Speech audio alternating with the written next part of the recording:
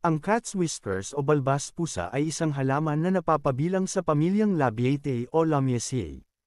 Bilang isang halamang gamot, ang dahon ng balbas pusa ay mayaman sa potassium, alkaloids, tannins, at carbohydrates.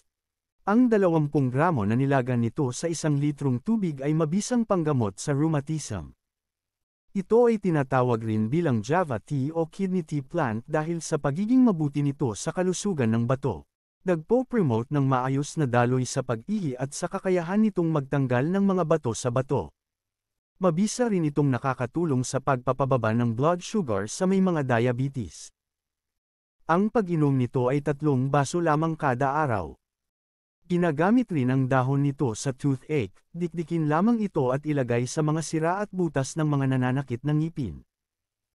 Follow my page para sa marami pang kaalamang panghalaman na ating tatalakayin at pag-uusapan.